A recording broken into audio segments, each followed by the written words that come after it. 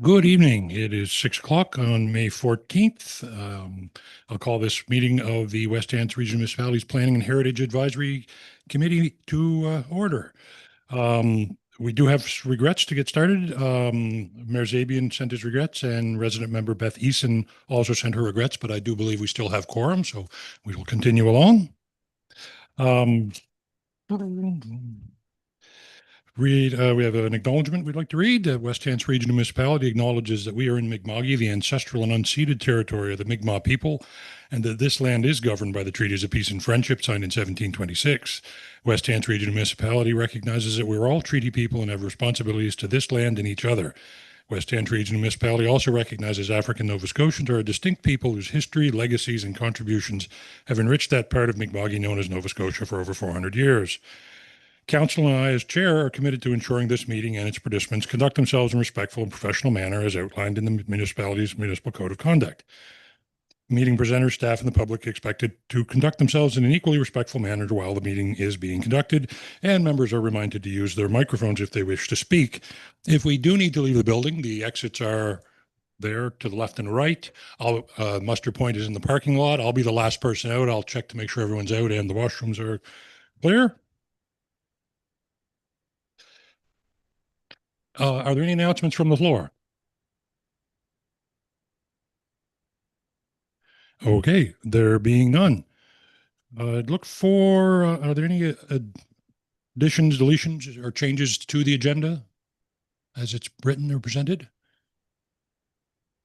There being none, looking for a motion to approve the agenda? Motion, seconded. Okay, could we have a vote for that? All in favor of approving it? Motion carried. Okay, are there any declarations of conflicts of interest? Okay, there being none, and look for any changes to the minutes of our last meeting. We didn't have a meeting last month, so it would be our March meeting, I believe.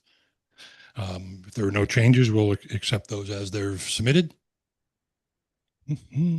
And for new business, now we have file 2603 amendments to planning documents, building permits prior to final subdivision approval. And I believe Derek Robertson has a presentation for us. Go ahead. Chair, we didn't meet since January. Since January. Time flies. January we met, since February, yeah. Okay. Yeah. Hi, everyone. My name's Derek Robertson. I'm the started here back in January as the manager of development control services.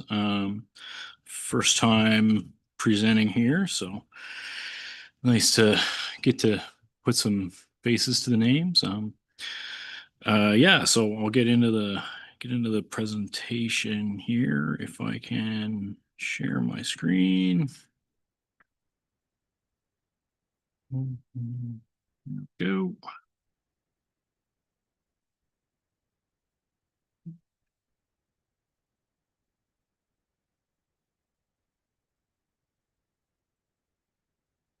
Okay.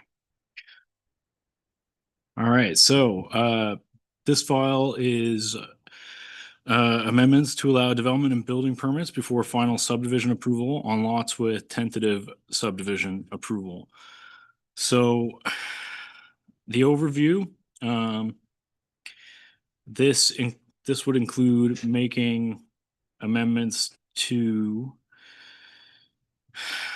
the Windsor and West Hants municipal plan strategy and land use bylaws, as well as the WHRM Building Code Bylaw Act or Building Code Act bylaw.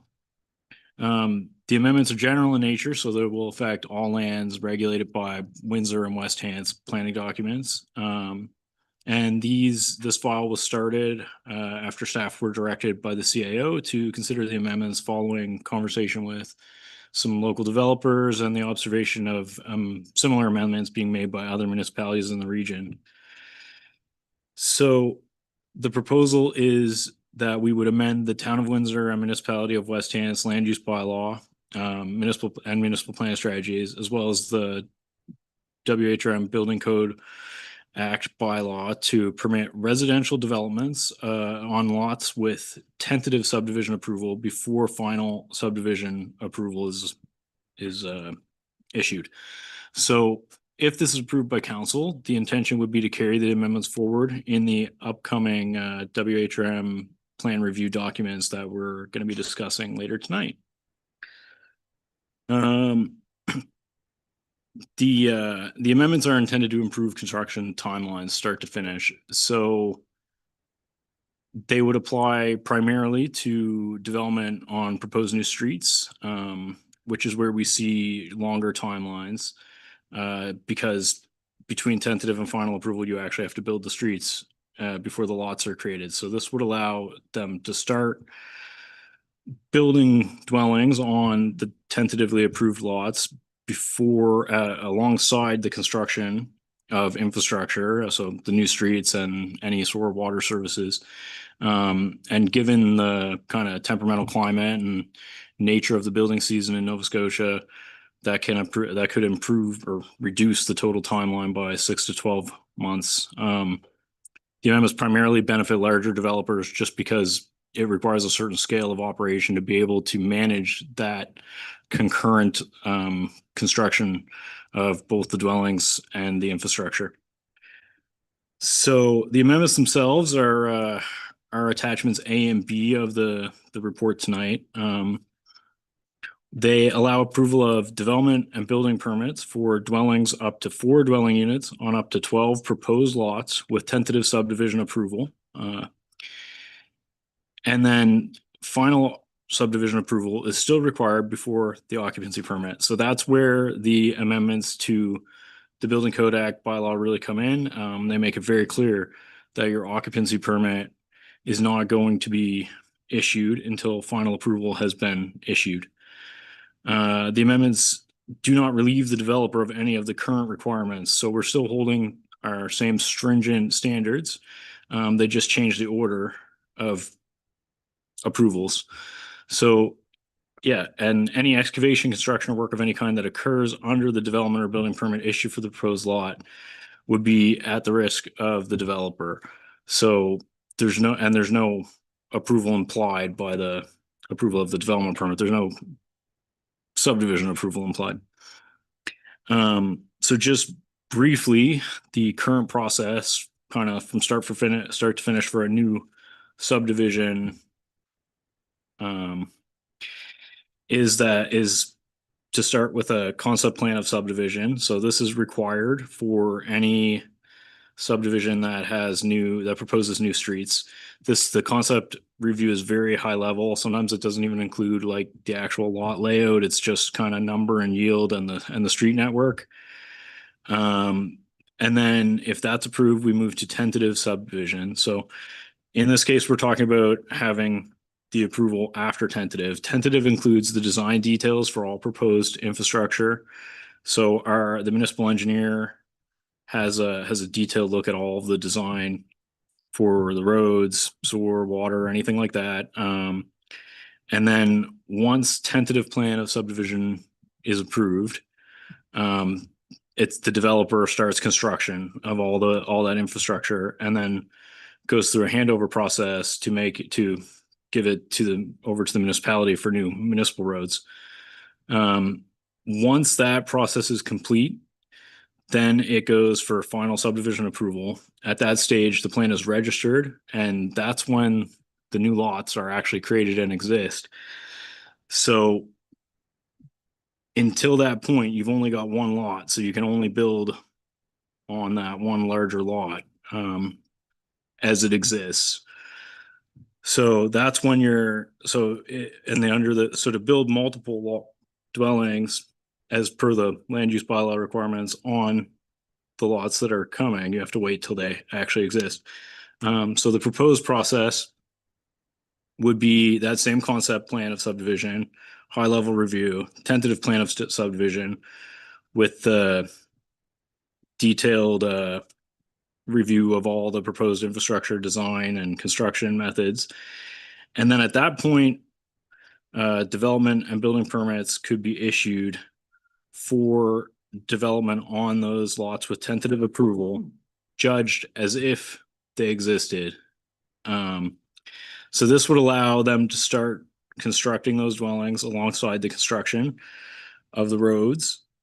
And then as they finish up the roads and the buildings are coming along at their own pace, final subdivision approval would happen at the same stage of construction for the roads and lots.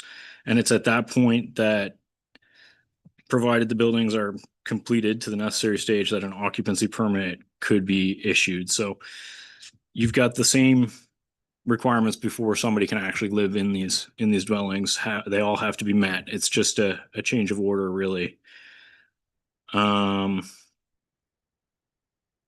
so the intent of the amendments is just to change the order of the approvals. So when you look at your municipal planning strategy, the objective of that document is to guide the vision of the end result of development to get you where you're going. So because this doesn't really change what the end result will be, the end result is still consistent with that. However, there is some specific language used in the Windsor MPS and the West Hants MPS policies that will require amendments. That language is just limiting lots to one use, one main use per lot. So, we will effectively be allowing 12 main uses on the one lot until the final approval is achieved. So this policy contains a list of exemptions, and one of those will be direct reference to this process of approval for lots with tentative subdivision approval. So throughout this process, we sent drafts to multiple departments and authorities. I think the responses were mostly focused on concerns about maintaining appropriate access to the construction sites, and also just being very clear to the developer that these roads are not going to receive any maintenance or including like winter clearing until they are the property of the municipality. So it is a valid concern, but it's not really different from the existing as of right process, where if you had a longer driveway or something, it's your responsibility to make sure that's clearly signed. So we've decided to address it by just laying it out right on the permit that it's your responsibility to provide wayfinding and appropriate access for emergency vehicles and such during the construction process. And then the largest concern identified by the WHRM staff was the potential for increased political pressure on staff and or counselors coming from developers seeking subdivision approval or occupancy permits. So, they're going to have more invested while they wait for those final approvals. And I think there could be potential for some pressure coming, particularly if a house is like a dwelling is ready for occupancy otherwise, but they haven't followed through on the subdivision. So it's just going to be important to make sure there's a very clear understanding of all this right from the get-go. And so that will be done by including a list of conditions for occupancy on the permit. And that'll also be there where the building officials will be able to easily see it and refer to it. So that provides another layer of protection, because in the end, it's going to be them who's withholding that occupancy permit until the development officer signs off on final subdivision approval. So the benefits, again, the concurrent construction of dwellings and infrastructure could reduce the start to finish timeline of certain types of development by 6 to 12 months. That's a reduced time investment for developers before seeing a return. And we're maintaining our stringent existing oversight requirements by withholding that occupancy permit until final subdivision approval. And obviously, since the lots aren't created, there's no individual property to sell until final subdivision approval as well. So that plus the occupancy permit provides a level of protection. So it's going to be, and again, the development building permits would not guarantee a final subdivision approval. This would be additional work at the developer's own risk. So we had a public information meeting. It was advertised ahead and then held on March 19th. There were no members of the public in attendance, a little bit of discussion between myself and the gallery, just about how the process might be applied and subdivision in general. Comments from the public were accepted by phone, email, or letter up until April 2nd, and no comments were received. So, yeah, from here, we would be seeking a recommendation from PAC, HAC, for council. The earliest we could go is this next council meeting on May 26th. And then that would, if it is given, if was approved again, it could go to public hearing and second reading June 23rd, and then notice placed in the paper and a 14-day appeal period before it would be effective. So we have a suggested recommendation here for a positive motion to recommend council give first reading and hold a public hearing to consider amending the Town of Windsor and municipality of the District of West Hants municipal plan strategies and land use bylaws and WHRM Building Code Act bylaw in a manner substantively the same as proposed amendments A and B to the report. So yeah, that's pretty much it. Do we have any questions from you guys or?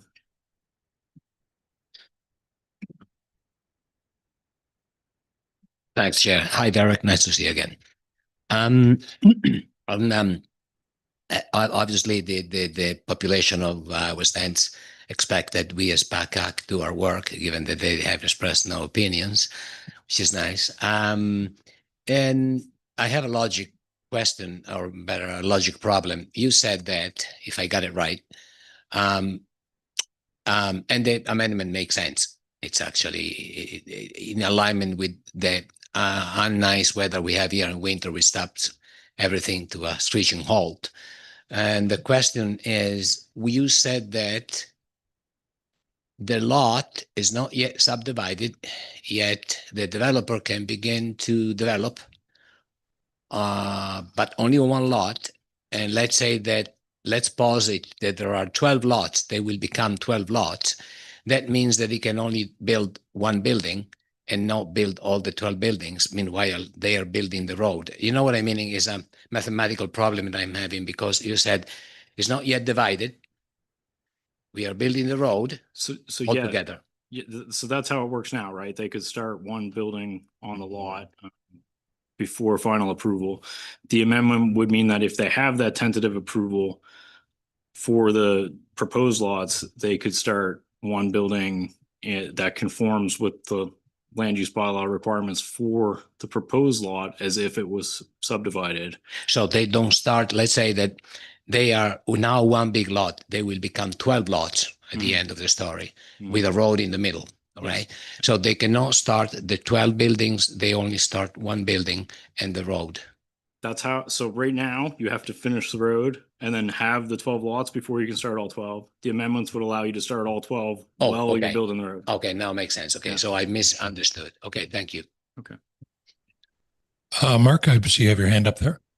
Yeah, I've got a couple of questions through you, Chair.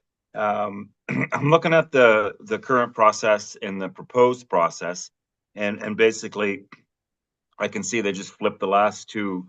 But the current process, the final plan of subdivision has to be done, and then the development permits are issued. So I'm just curious, what was the other than language?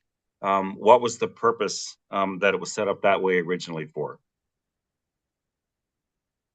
You know, it's just kind of the way, the natural flow, right? Like when you write a land use bylaw for property, you're writing what can be permitted on the properties.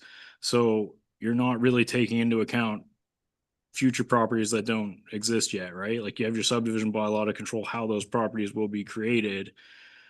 But until the subdivision process is completed at the final approval stage, those lots don't exist. So it's just kind of the natural flow that you would need the lots to exist to issue a permit for the lot.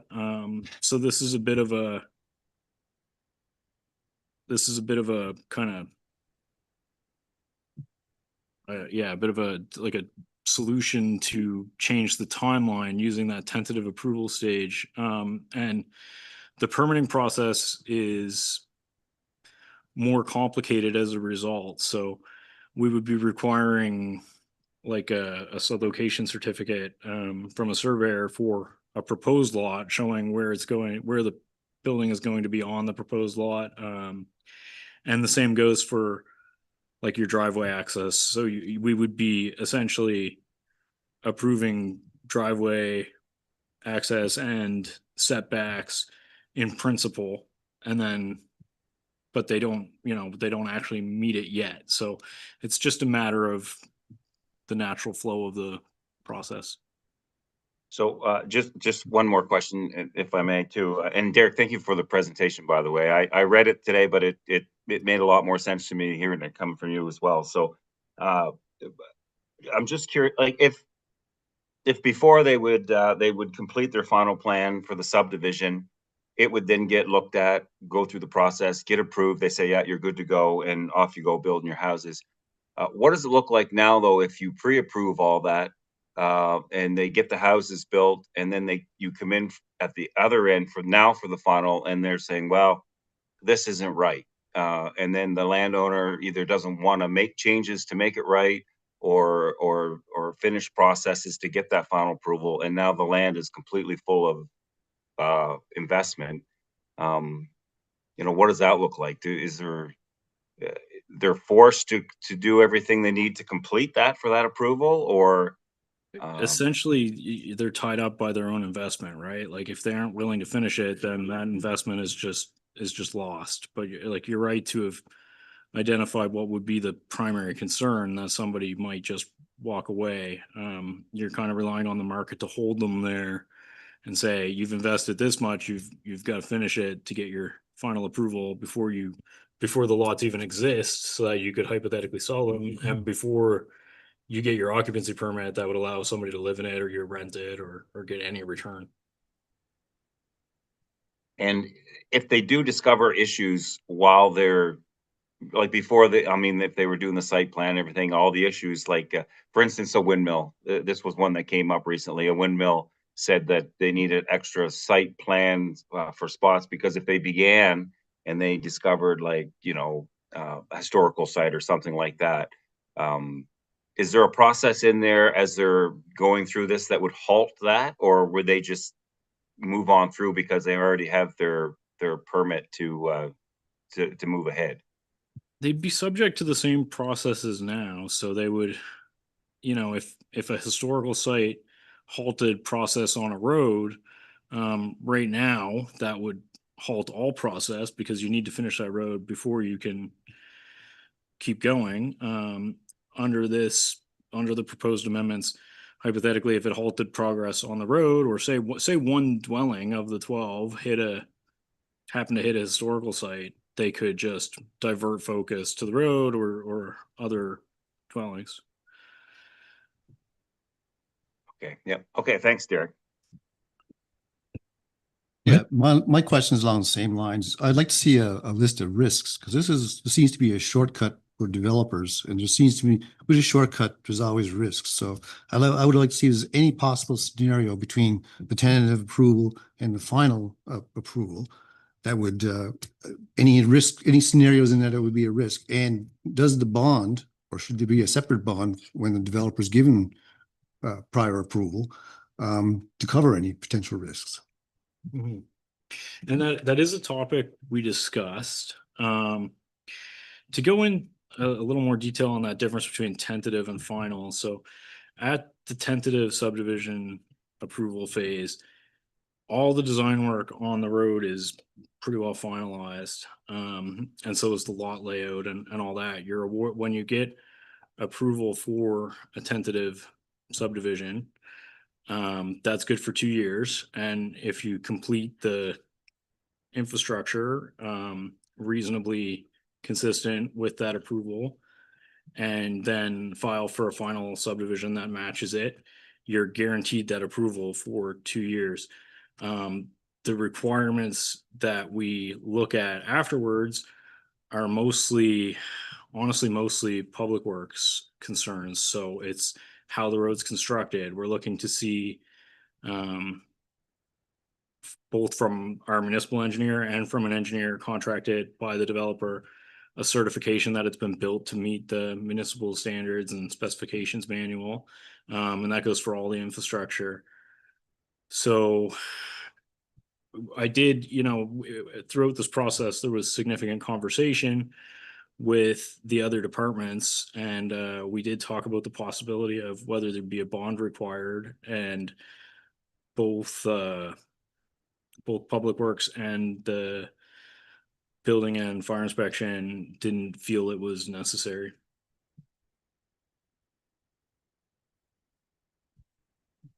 I'm not sure who was first there of you two, between you and you. Councillor Ivey? Yeah, thank you, Chair. As well, Derek, thank you for the presentation of the information, certainly helpful. I think your illustration of the process with the two timelines is the one that certainly was helpful in giving me a sense as to what was taking place with those. I think they were referred to as the last two second last steps, but basically with one getting pulled, or the second last one getting pulled up into what I'll call number 3.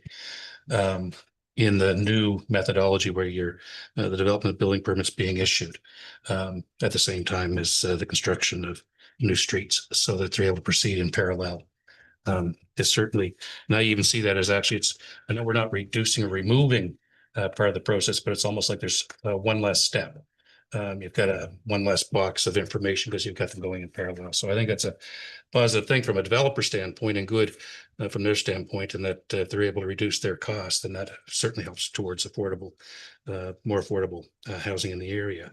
The one question I have on that section, though, is you talk about up to 12 of the proposed lots, and it just wanted to validate that that's a fixed number. That's not a percentage of a total number of lots or anything, but that's based on the size of the development, that 12 is the fixed amount. So if you had a development twice the size of what we normally see here, it's not like 12 becomes 24. Am I correct in that?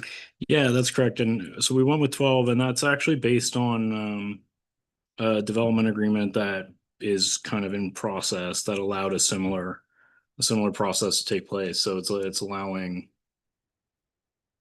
subdivision after the buildings are actually occupied. In that case, it just is like when half of the project is complete, they can't go forward until they complete the subdivision on the first half.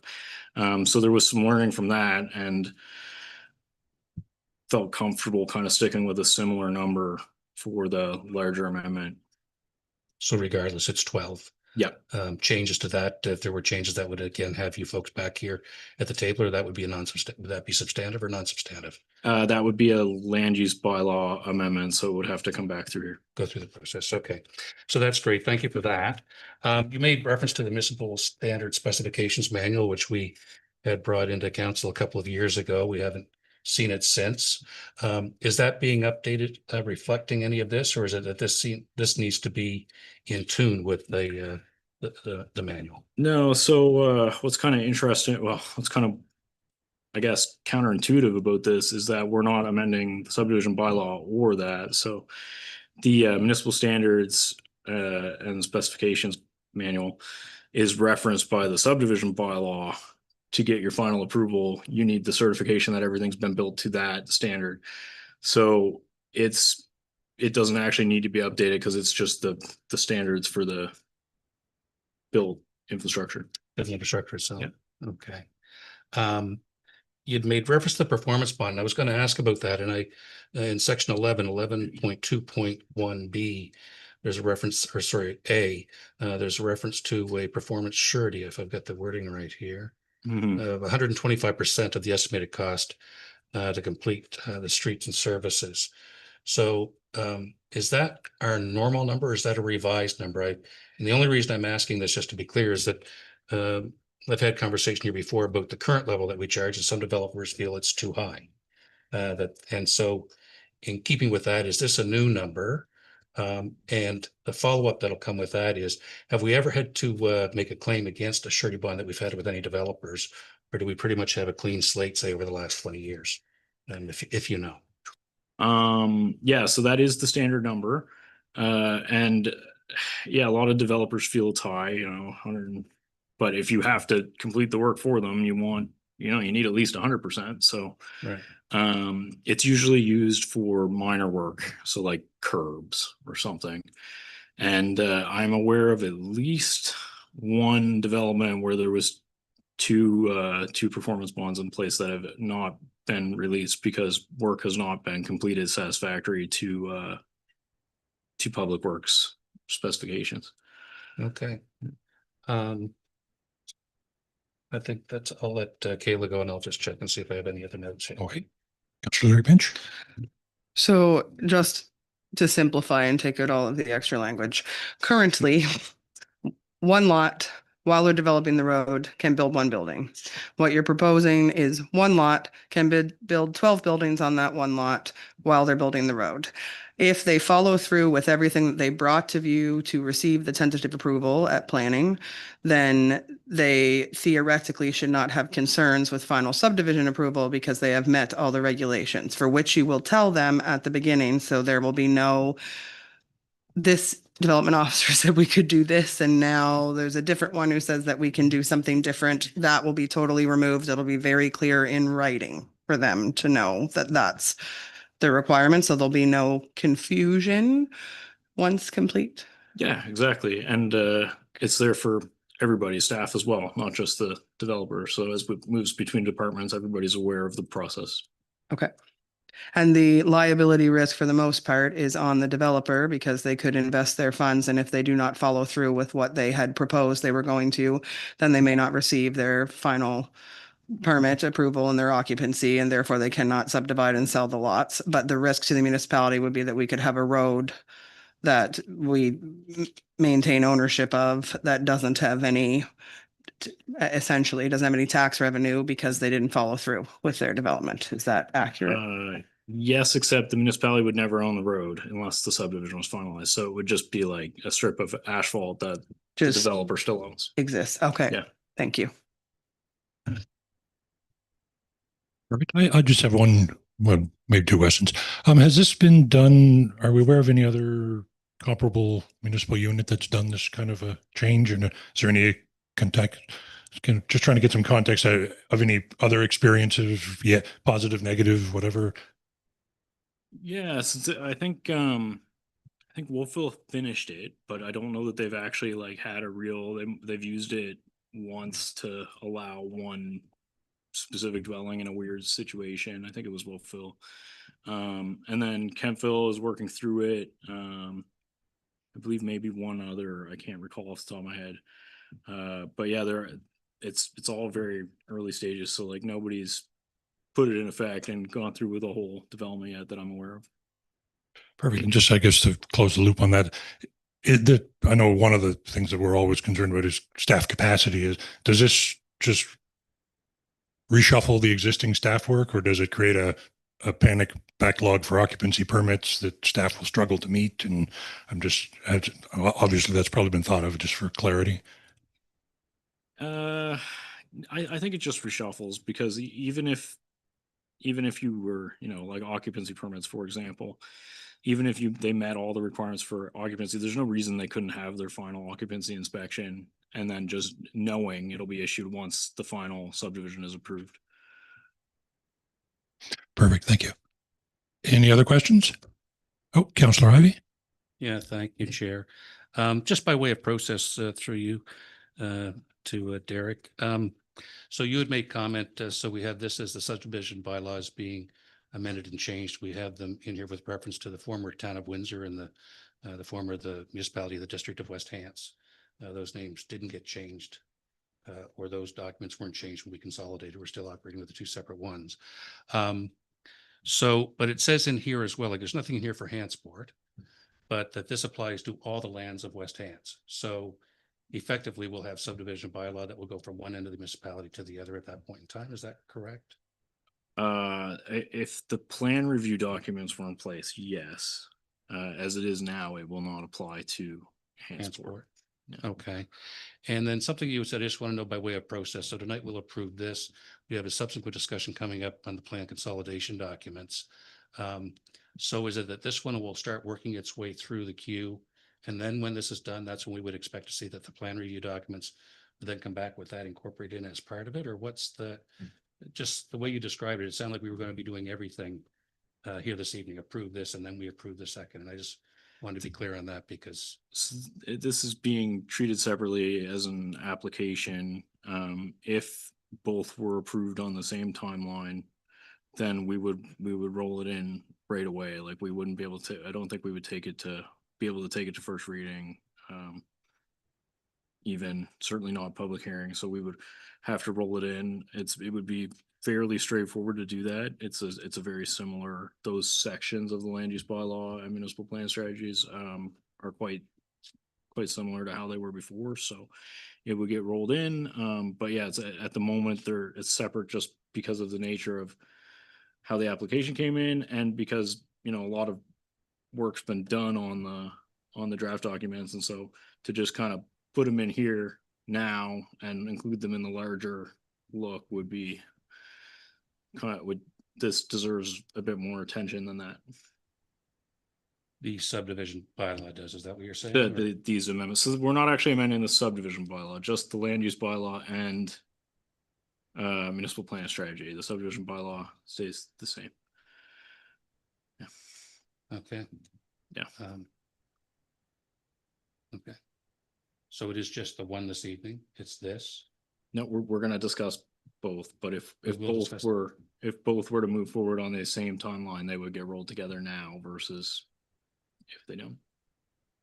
If I may, Chair, the plan review, the item for the plan review tonight is just an information report. So it's not actually started in kind of the approval queue yet. Right. So assuming that this particular application follows through tonight and onwards to council, we will have some sort of direction from council before the plan review or before any decisions on the plan review will be made by council. So we can kind of incorporate as we get further direction on this specific topic as we go along. Okay, thank you. So, and the only reason that I was asking the questions is because the document on the plan review, I'm not looking to bring that subject into this one, but it says that it's an information only report. And I just, but the way that it was phrased by Derek, it sounded like we were going to blend them in tonight and be approving both. And that's what I wanted to get clarity on.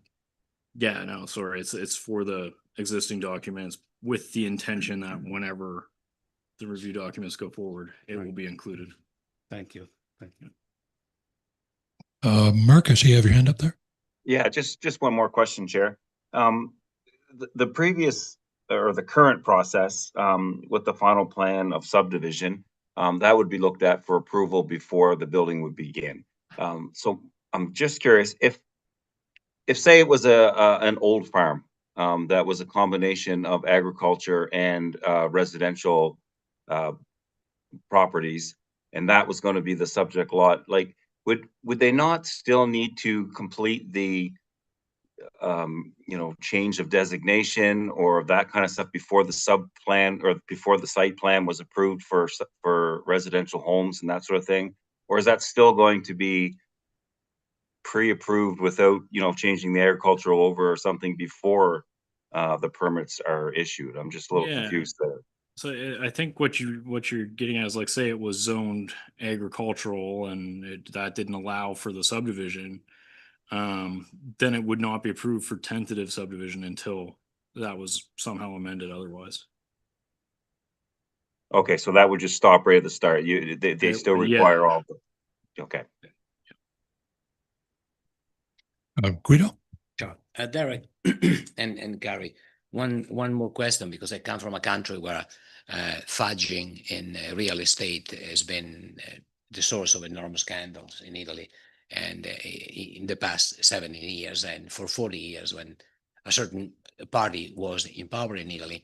Is there any chance, and I know that, I'm just talking in forecasting because we cannot know what we don't know now, right? It's an experiment. But is there any possibilities that this way of operating allows fudging in the way of beginning a work, getting some money, then leaving it open, and then we just have this open road, as some of us mentioned, and then nothing moves on. And I know this is Canada, it's not Italy, but I'm just talking in as if shifts, if you will. Is there any possible risk compared to the previous way, which is more risky and keeping those loans from the bank for the developer clearly open 1 year longer, so more money out in interest? But is there any possibility in the folds of that something goes sour for the public in the ending? And I don't have the answer. I'm just thinking, coming from a place where stuff like this has destroyed enormous watts of land that are still there and nobody can do anything because they are frozen in time. Thank you. Yeah, I don't think I can answer that for sure, but I don't see really any difference between the existing process and what's proposed here. Aside from the fact that, like, to get a traditional build mortgage, you need a piece of property to leverage against, and you wouldn't have that under the proposed process. Like, you'd have to, yeah, you wouldn't have a lot to get a build mortgage on until final anyway. But as far as like investor scam or something, I don't see a real difference between the two processes. It's hard to account for that kind of thing. Good. Yeah, what I mentioned risks before, one of the risks that stood out to me, it's not a risk to municipalities, it's a risk to the developer. And we're sort of leaving the risk of a developer overextending themselves by doing the building developments and the street developments as well. I don't know, it just seems like it's open invitation to failure as opposed to the previous method. Just to a risk to the developer. And like I said, what do we do with a vacant field with an asphalt strip up if the development fails, right? So I'm just saying, is there an opportunity there to maybe mitigate the risk somehow? And I think maybe the bond issue might be the answer. That's all. Yeah, I mean, I other than taking that to the Public Works Department and kind of asking about that, like, there really wasn't, I don't have much more to add on that. They didn't feel it was necessary. From the development side, that is the risk, but it doesn't really change development's control on it. Councillor Larry Pinch. To clarify my previous comment, because they can build the road now in the current process at the same time. So we could end up with a strip of asphalt now, and by we, not we, because they own the land. So they will continue to own the land, and we have no say over whether they finish or they don't finish. That's totally, the onus is on them to do what they do with the piece of property they own. Yeah, Perfect. exactly.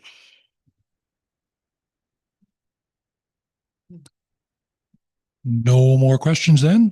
Okay. Oh, sorry, Councillor Ivey. Or just my final point of clarity here. There's the reference in the document to the surety or performance bond, but it sounds like we're hearing that there isn't a bond in play here based on the conversation I had with Public Works. Am I misunderstanding what's being said here? Am I?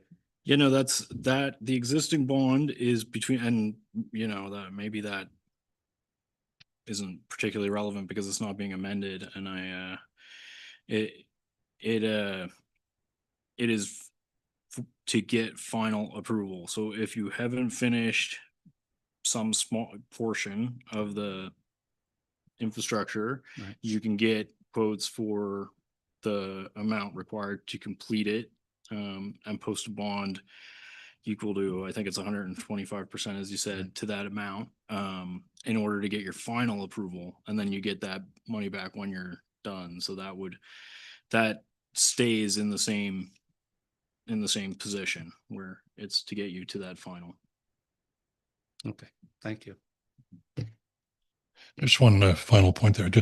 I'm sure it's probably is the case, but the developer would still be, although they're building it to the municipal standards guidelines, the warranty provisions and everything that we expect now would be on the developer or their contractor, same as they are now. That wouldn't change. So if they build something and it collapses 6 months after, we do have the same avenues to recoup that we do now. Yes, exactly. So it's all the same. Those are the requirements for Yep. final. So Perfect. Thank you. Yep. Oh, Jim, go ahead. I'll make the motion, Chair.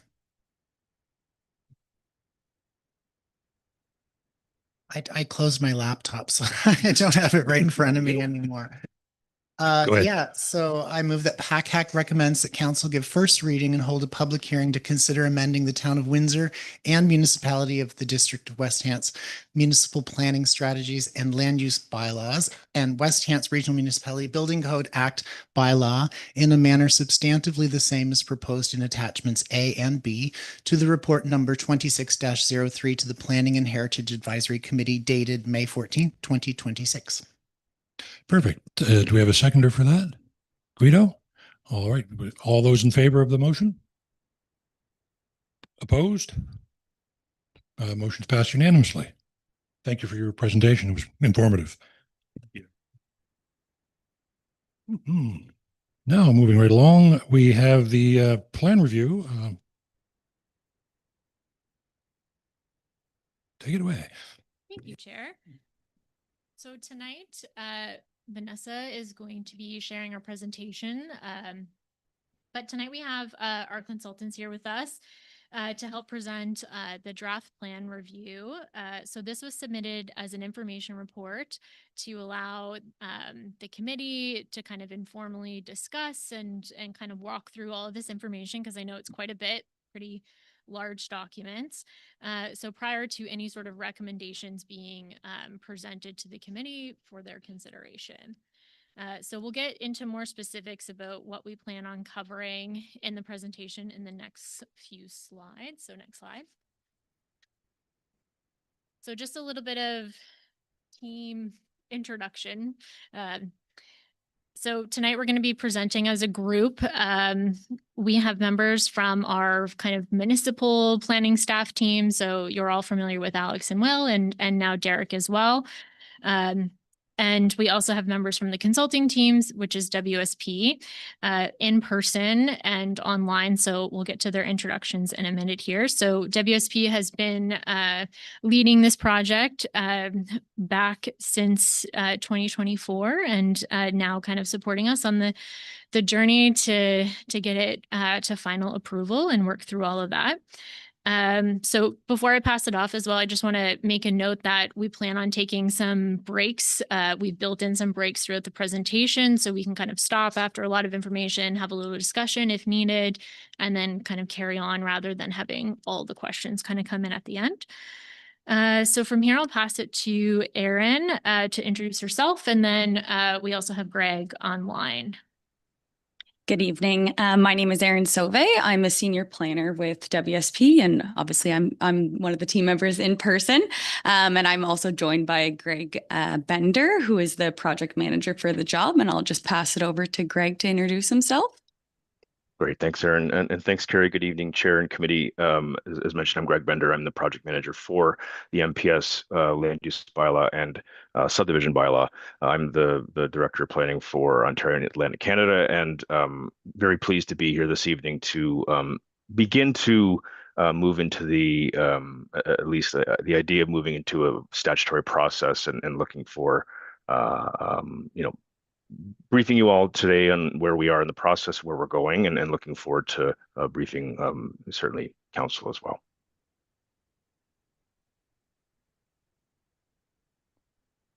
So we can advance the slides. Thanks. So ideally, as Carrie mentioned, we're going to provide a bit of an update on where we are, where we're going. We're going to talk to you about what we've heard through the process, the extensive community and stakeholder engagement that we've had, and then we're going to sort of pass it over and talk about with support from Carrie and team what the sort of final draft municipal planning strategy and final draft land use bylaw are looking like and how they've changed since last we spoke, and then talk about next steps. Next slide, please.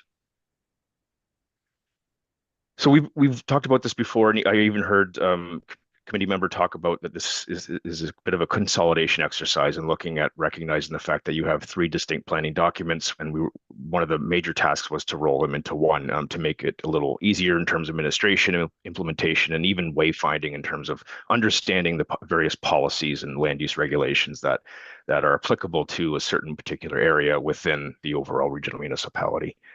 Next slide, please. So what we were keen on in terms of a meeting as part of the objectives, part of this process is as I mentioned, consolidation, modernizing, and aligning the various planning frameworks, recognizing that things have changed since the documents were approved many years ago. The language has changed as well in terms of trying to improve clarity, not adding words just to add words, trying to be efficient and a bit predictability in terms of wayfinding, trying to make it a little easier to move around the documents. We were aiming to support the regional municipality as a complete and inclusive community, aiming to plan for sustainable and resilient growth and also reflect community values and priorities, which largely were all defined through engagement, whether that be engagement with yourselves, with members of the community, development community, and certainly council. Next slide, please.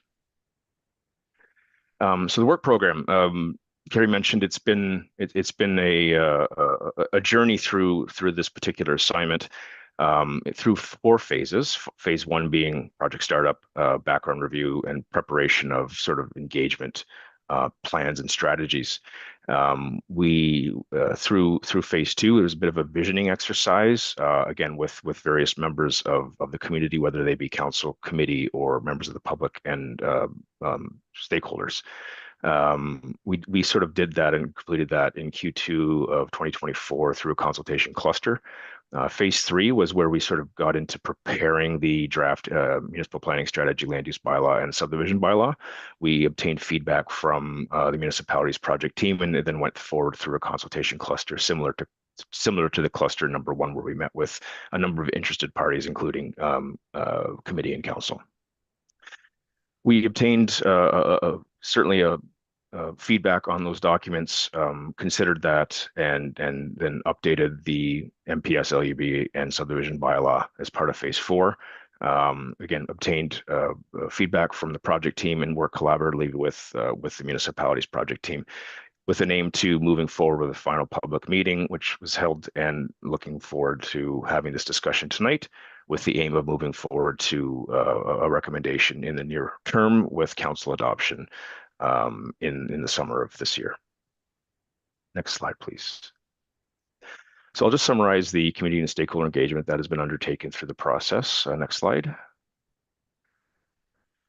So as you can imagine, with a project that's extended this long, there's lots of opportunity for engagement. So we held 3 open houses, one on March 27th, to sort of just introduction, the launch of the community survey. There was a virtual open house on June 2nd of 2025 to talk about changes to the draft documents, and then 2 other open houses to talk about key changes to the draft documents again on the 3rd and 5th of 2025. Those were in person. We had an online visioning survey, which received, in a planning world, I'd say a pretty significant number of responses. I think in the grand scheme of things, some might think that that's not significant, but I can tell you, the 25 years I've been doing this, 300 survey responses in a community of your size is a good representation. So that survey was open from the 28th of March 2024 to April 17th of the same year. We've had council and PACAC meetings, PACAC visioning workshop on the 18th of 2024, March 18th of 2024, council workshop in October of that year, and then a presentation of sort of key changes on September 18th of 2025 to council. Project website has been ongoing with updates since the inception of the project. We've also had, as I mentioned, those stakeholder meetings as it relates to the issues and option workshop on March 25th of 2024, all with an aim to get as much input as possible so that we could prepare documents which reflected the input that was received through the process. Next slide, please. So I'm just going to summarize what we've heard through the process as it relates to sort of the major themes of the planning document. So in terms of growth and housing, there seems to be support by the residents that growth is deliberate and well planned. It just doesn't happen all over the place, and development needed to be directed to appropriate areas while protecting local character and rural. So understand certain communities, notwithstanding certain available infrastructure, aren't going to be the new major growth area for the community. It's understanding sort of where the pressures are and where land is available, and understanding where growth should be directed as it reflects that community character. We were aiming to achieve additional housing options for all stages of life. So allowing for flexibility for different housing types, so people can age in place, so they don't have to go to another community perhaps to get a different sort of housing, different housing type. And then we've also, again, building up where it makes sense. Just because you have a growth number to achieve doesn't mean that has to be in a 10 or 15-story building. That needs to be directed where it makes sense, where you've got the available infrastructure to accommodate that, and also the ability to transition to neighboring uses, depending on that type of use, whether they be a lower density residential use or perhaps another use in particular. So that's being done through focusing those in growth centers while protecting view planes as they exist, and again, that neighborhood character that I mentioned. Next slide, please. Under mobility and community, one of the goals was to improve transportation choice and safety. So what we've heard is that people want safer and walking and cycling routes, and to have those better connected, so they don't necessarily have to always be on the shoulder of a road, and to have things a bit more direct. And while there are exploring transit options, understanding that could happen over time, but understanding that there are a number of different modes of transportation that people have access to, and making sure that they can all share the access or share the road, so to speak. We've heard that there are parks and trails and access to nature that are valued amongst the participants. So trails and natural areas, waterfronts, open spaces, significantly valued and should be protected. And where possible, they can be enhanced, and while all ensuring that people can access them, which was important to emphasize. And also honoring history and sense of place, recognizing where the communities have come from, protecting the historic sites where they exist, cultural landscapes, and community identity, which is essential to shaping the growth and the future of the communities, that they feel local and meaningful. Next slide. In terms of environmental culture, we've heard that we want to protect water, land, and natural systems, certainly important assets for the region. Protecting the fresh water, the forests, the wetlands, ag lands, and the coastal areas, which have been identified as top priority areas to protect. Climate resilience is something that's been coming up, certainly as weather has been changing, and the impacts from that weather on our local communities. Residents did highlight that, and they need to address the flooding issues and erosion, wildfire risks, and again, the impact on the infrastructure, which may or may not be suitable to mitigate any impacts from our changing climate. And then supporting sustainability with care. So participants have identified that there is support for sustainability and renewable energy while having a strong emphasis on appropriate siting. So ensuring that there is meaningful discussion around where those particular uses should be directed, while understanding there's an important factor of environmental protection, and there's a local community benefit to this as well. So in terms of the vision guiding, I'll turn it over to Erin. Perfect. Thanks, Greg. So as Greg mentioned, our phase 2, we really worked on visioning with the community as well as with the stakeholders and committee members and council. So with that engagement, as well as working with staff as well, we really kind of developed a vision kind of workshopping it back and forth. And with that, we kind of created this vision for the entire West Hants Regional Municipality as it stands right now in the documents of each of the 3 documents. They all have their own vision. So we really tried to reflect something that reflected the entire municipality. So with this, the new vision will be the West Hants Regional Municipality envisions a future where inclusivity, innovation, and resilience create a vibrant community that balances urban and rural lifestyles. The municipality is dedicated to preserving natural landscapes, rural character, and agricultural heritage through sustainable development and economic prosperity while honoring its rich history and diversity. Next slide, please. In addition to the vision, we also looked at creating guiding principles. And really, this is just to help guide the development in West Hants Regional Municipality, but also kind of what the municipality wants to stand for. So with that, we created, I believe it's 6 guiding principles that I'll just kind of take you through. So really, we continually kept hearing having an inclusive community that's welcoming, that offers a high quality of life for residents and attracts both tourists and new residents, including youth and young professionals, seniors, and families. So really kind of hitting on that all ages community, creating healthy, safe, and vibrant and mixed use neighborhoods, encourage an adequate supply of diverse range of different housing types, including affordable and supportive housing that meet housing needs for all residents.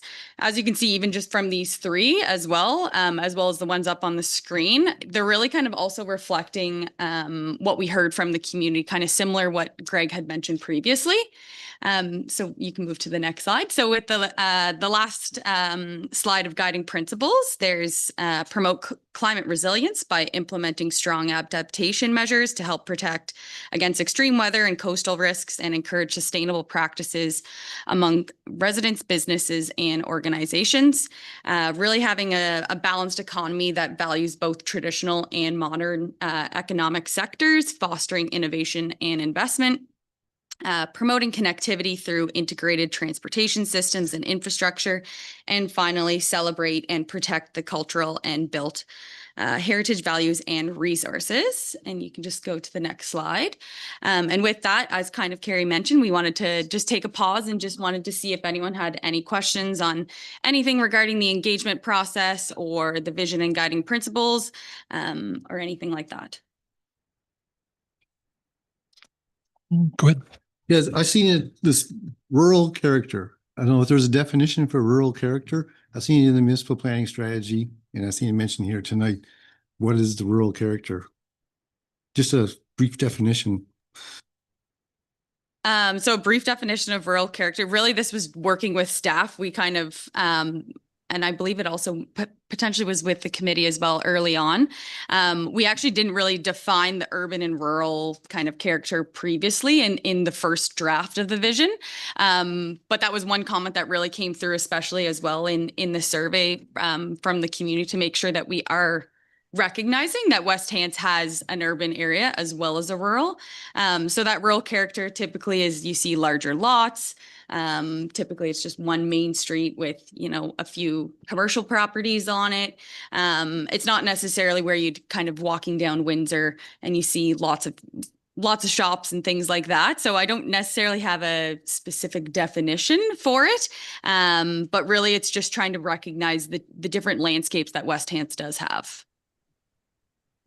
If I can also add, and sorry to interrupt, but if I can also add, there's a notion of when we talk about planning policy and where communities go in the future, it's typically growth focused. And what we heard both from PACAC, but also from the community is that, yeah, you can talk about growth, but also this area has been built off the rural landscape. So don't forget sort of the history of this area and the fact that the majority of the land area is very much rural.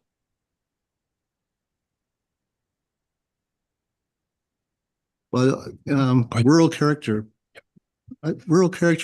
also means seems to be tied to land use, and rural character could also be interpreted as freedom to do whatever you want, more open freedom to do what you want with your land. So I'm just wondering, well, the land use bylaws are supposed to take care of that, but the rural character to me is tied to lifestyle. I would say. So, and how you live within that, how you use the land, I guess you could say. If you want to, have a yard full of wrecked cars, or you want to start a hobby farm, and that's, that would be rural character. I mean, what would be the difference? It's how you use the land. Mark, I see you have a question there.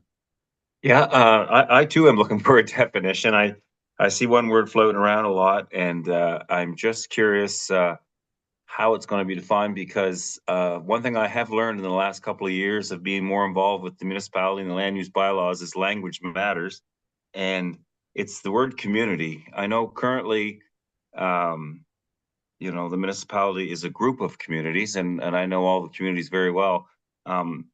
What is the definition that you're using when I see the word community pop up in lots of these bullets? Through the chair, what I would suggest is that there's no definition of community. It's just a term used to represent sort of the overarching nature of the municipality, the regional municipality. It could mean community, small community, or regional community. And is it going to have a change of definition in the land use bylaw? Or, because I understand how it can be used in many different ways, but if it's going to be used in bylaws, I'm just curious what the definition in the glossary is going to be for that. Yeah, in my experience, I don't think we've defined community because of the fact that it hasn't necessarily referred to one thing. So we wouldn't necessarily tie a policy or regulation to how a community may be interpreted. It would be more around what is a residential use, or what is a lot setback? What does that mean? It's a bit more technical than just tying it to the word community, because I think the interpretation might be different, but there's no actual policy or regulation that's tied to the use of community. It's just used as a descriptive term. Okay, thank you. I might have more questions as we get deeper into this, but thanks for that. Councillor Larry Pinch. Thank you, through your chair. So I hear that the feedback and how you've interpreted the feedback is that rural character, keeping the rural landscapes, that is about preserving the history, but that isn't just, and I just want to make sure in the plan, it's not just about preserving the history and language. It's about preserving the lifestyle of rural as well, which means in a rural area, you're not going to have a 12-story apartment building in the middle of cottage country, I guess, is kind of where I'm going. And we have heard these conversations simply because of the development agreements that have come out specifically from my district. So I just want to confirm that some of that is actually in the planning documents themselves as to what is permitted and how it's permitted, as opposed to just about talking about the history. Yes, through you, Chair. Oh, Sorry, Carrie, go ahead. I was just going to say, I do have a slide coming up in a couple of slides that kind of breaks down sort of our municipal structure and separates out kind of those rural areas, and then what's sort of allowed and where we're directing growth and where we might be preserving more of that rural character. So, Councillor Ivey. Yeah, thank you, Chair.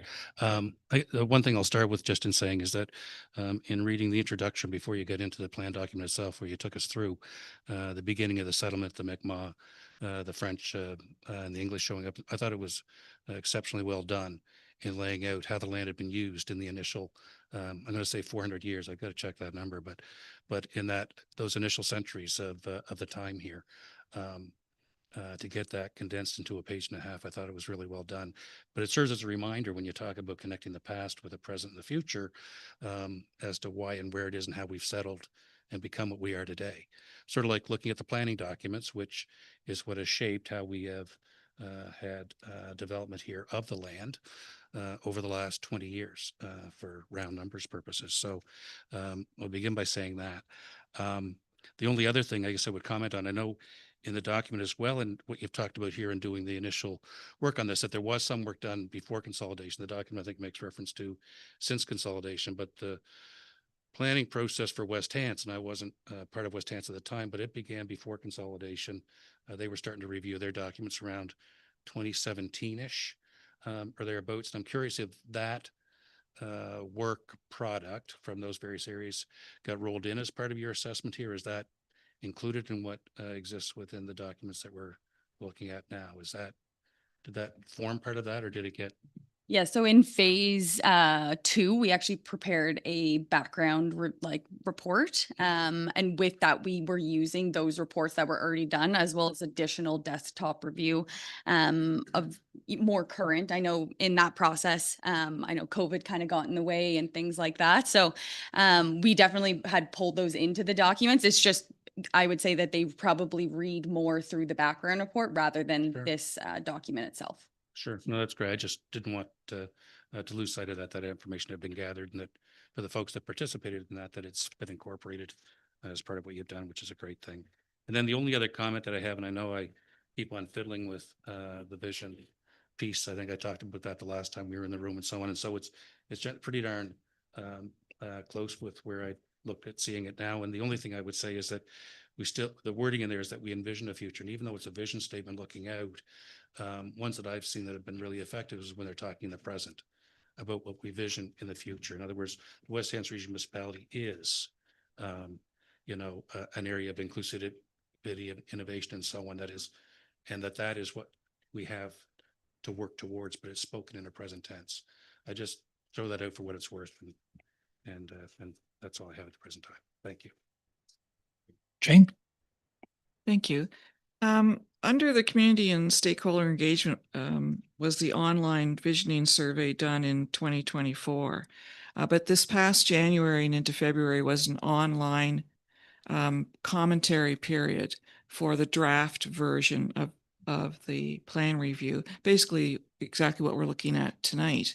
I don't see it listed as community engagement, and I'm just wondering if you received the feedback from that commentary period and where we might find that. Sure, I can take this one. So yes, you're correct. The drafts were posted online. I believe it was in December and up until February, although I think they remained online for a little bit longer than that.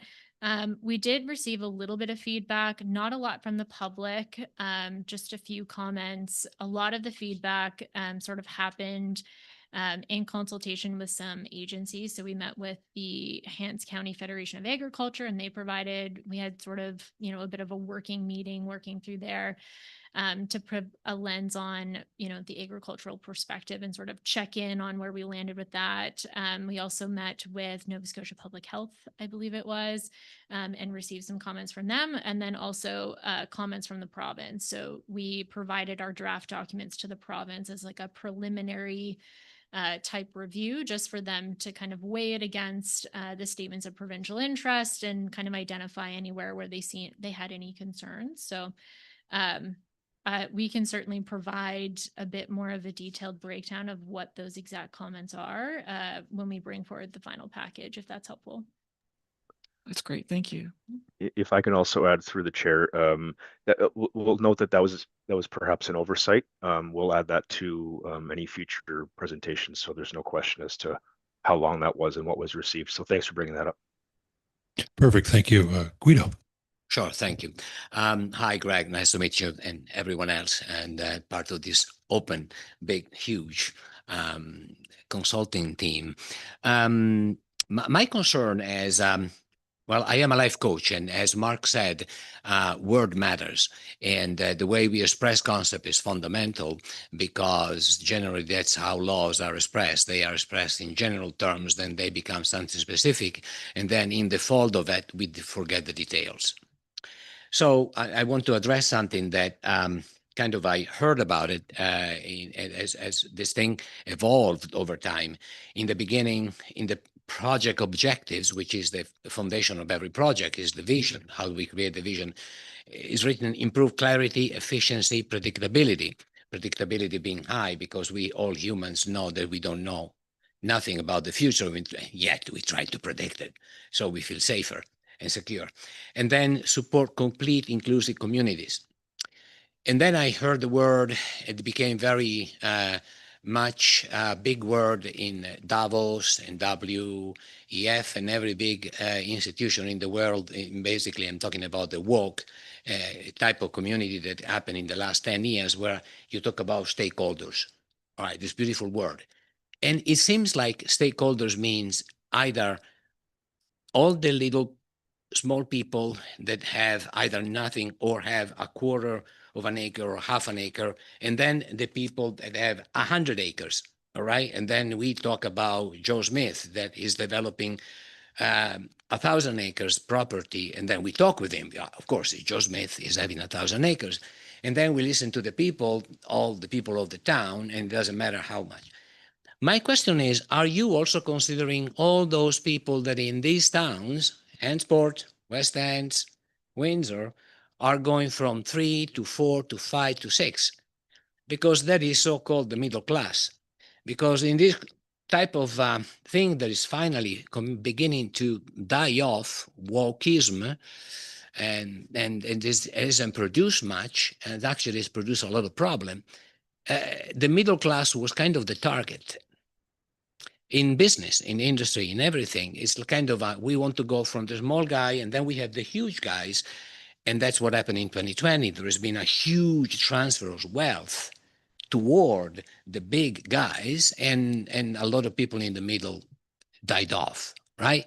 So the big chains stayed open, the small chains closed down. Now, I wouldn't want to see this happening in West End. That's very important. We need to respect all the classes, the small class, the middle class, the big class.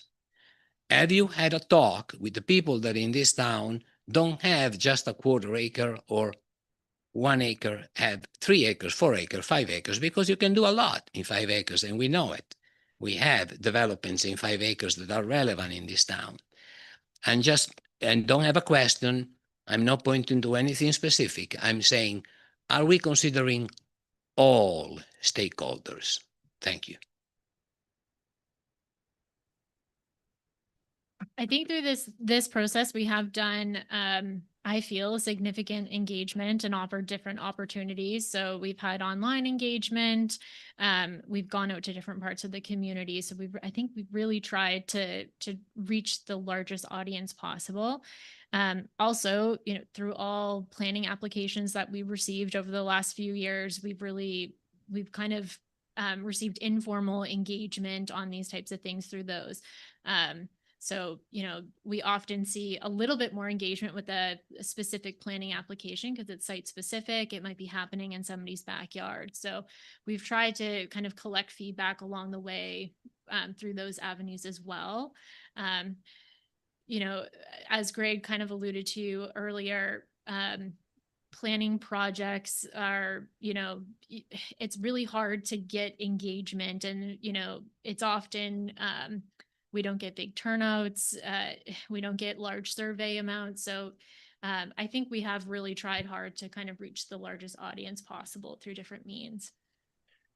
If I could also add through the chair, we as professional planners have an obligation to determine public interest. Public interest is not defined by one individual or one party or one theme. It's a bit of an exercise that we embark on as part of a planning project like this to determine what is important in the community. We don't necessarily center on one class or one individual based on monetary access or size of land or anything like that. We try to do this in a very general and equitable manner. We often will hear from from one side or another. But we have an obligation to try to distill that, because of defining the public interest is not just based on one individual or one party. It's based on the ones we hear from and the ones we don't. And the ones we don't is often based on experience or what we might hear through survey, like anonymous surveys, because sometimes people don't feel comfortable showing up to a public meeting and addressing a crowd.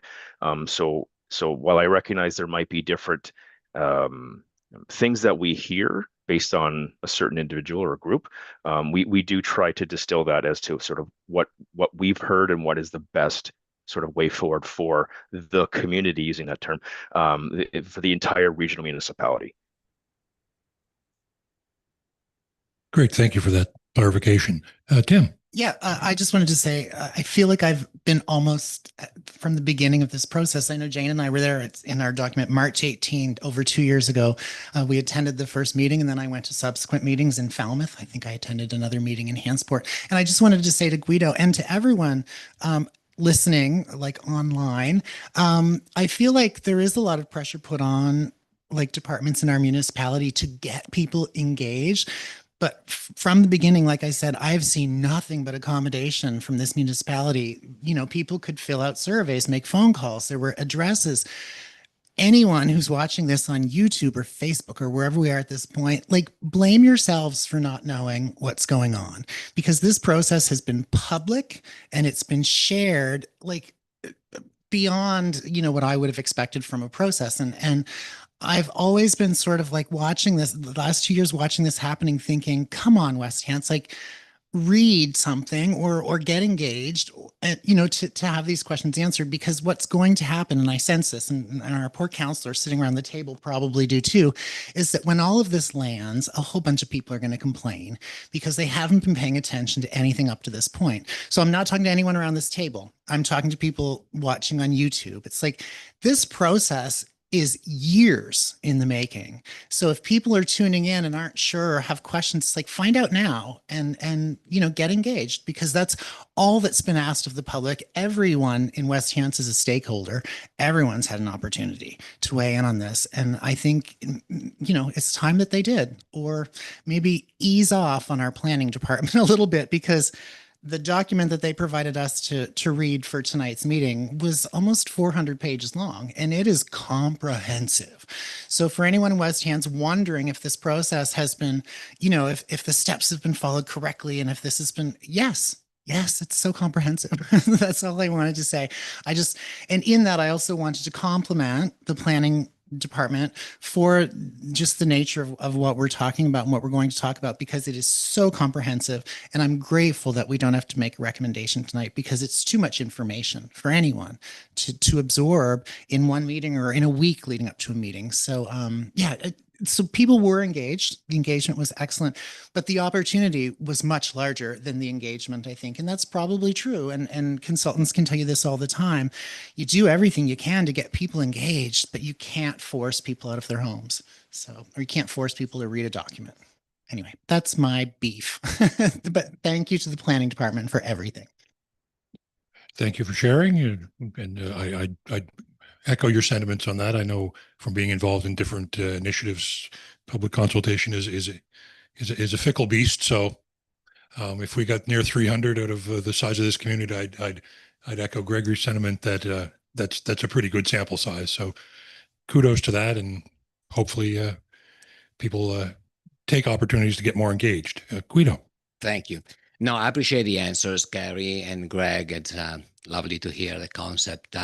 And to answer to Tim, and what I heard is specific. Again, that's why I say when we go from the general to the specific, and they are two different ways of thinking, inductive and deductive, or you go to specific to general, they both matter, right? Two different style of thinking. Getting to the specific, I know of someone that got wiped off of their as of right on their land because the plan changed. And that wasn't known until a specific request was made. And that is different than approving a general, everything becomes R1, R2, R3. Instead, we don't have any more R4. So in those changes, when those changes happen, I am going to the specific, not talking in general how we did a survey. Surveys are beautiful. I did it in 2024. And I took position in this beautiful committee, best thing I've ever done, in November 2025, when a lot of this action already happened. Before, I had no idea what was even this meeting. But what I'm saying is, without entering the detail of who and what and how much and whatever, is that changes have happened. And taking, for example, an R4 off the map that have changed the specific of a land, which I know of. And that type of item should have been notified. That's what I'm talking about. I'm talking about, if we are talking about complete inclusive communities, is not just loving each other and singing Kumbaya, right? It's about including. Including means communicating. and transparently communicating. So that is change. I need to know it, you know. She needs to know it. He needs to know it. They need to know it. That was purchasing their way. Now that is changing. Has it really changed? Do they need to talk with a lawyer? You know, all those things, they are important details for those middle class, not for the big guys, not for 100 acres, and not for the guy that is renting or for the guy that is having half an acre. And now, thanks to the Dalhousie plan of building towers in town, they can build over their one-story home a castle of wood of 4 stories. That's the infill idea of the Dalhousie. Beautiful. And I'm thinking, you know, if something changed on the ground, not generally theoretically, it need to be communicated. That's that. Thank you. Great, thank you. Councilor Larry Bench?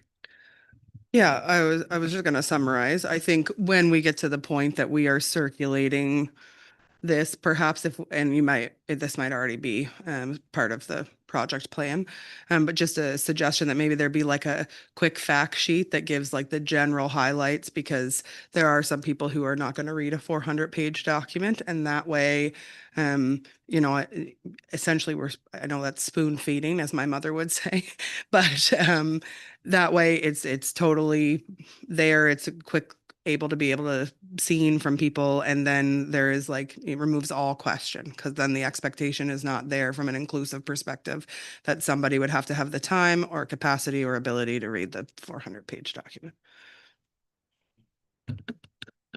Yeah, I think we could explore, you know, kind of like this presentation. It sort of, you know, waters it down a little bit, or just, you know, summarizes the main highlights. So I think we could create, you know, I call them like 1-pagers, but it'd probably be more than 1 page. But that would kind of just summarize, like, what are these documents? What do they mean? And what does this mean for you? I think we could do something like that. Great, I agree. I think that'd be a great idea. And then maybe that would generate a more specific question that could be sent to the planning department or whatever, but the highlights may twig somebody to ask a question. So there being no more questions on that segment, we're prepared. We can move ahead. Yep. Thank you, Chair. So next slide. So the next series of slides, or the next half of the presentation, will get into more specific changes to the document. So we really tried to focus on changes from our existing processes. So the existing 3 sets of planning documents, and then what's sort of changing in these new proposed documents. So to start off, I'll just kind of touch on quickly sort of general changes to the land use bylaw and MPS. So through the consolidation process, we did a lot of improvements on formatting and structure. So more specifically, the documents have been reformatted to be a little bit more readable and user-friendly.